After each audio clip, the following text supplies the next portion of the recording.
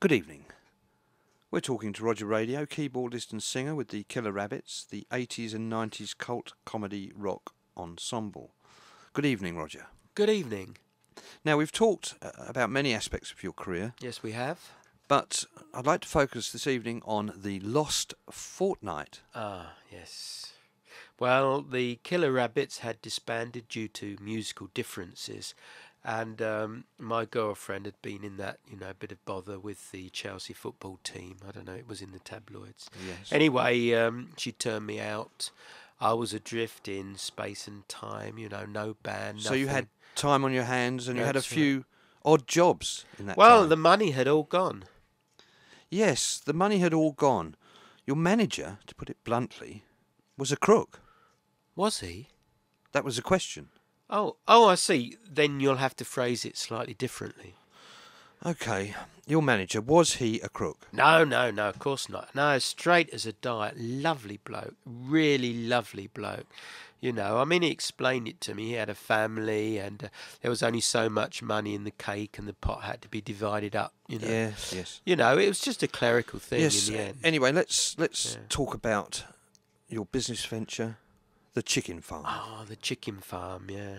Well, I've always liked chickens, and so I decided to start a chicken farm, you see. I had 327 chickens. Yes, and you called it the Green Egg Company. That's right, although the eggs themselves weren't actually green, you see. That refers to... Yes, the sort yes, of I think I understand. environmental- Yeah. All right, okay. So what colour were the eggs? Well, we didn't actually have any eggs, not, as such. Why not? Well, most of the chickens turned out to be cockerels. How many exactly? Well, we had this expert in to have a look at them.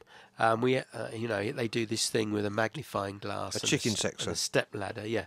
Of the 327 chickens, 326 turned out to be cockerels.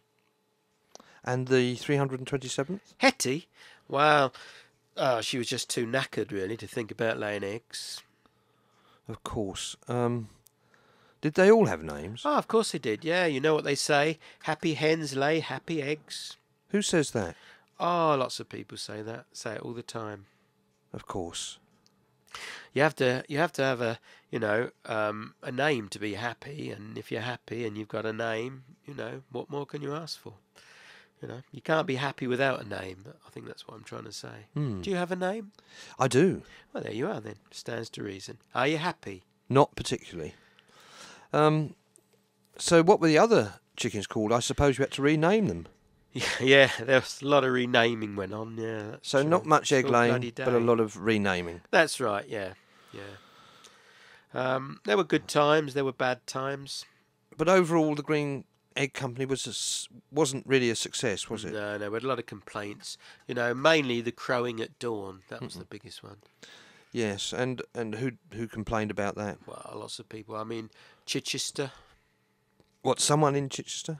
No, Chichester, the town. The whole town, sent a petition. 326 crowing cockerels in the morning, 4:30.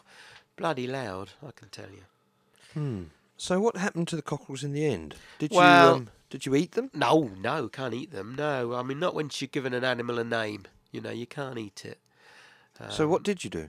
Well, we did the only sensible thing, really. We released them into the wild. Where? Well, the New Forest. Thank you. You're welcome.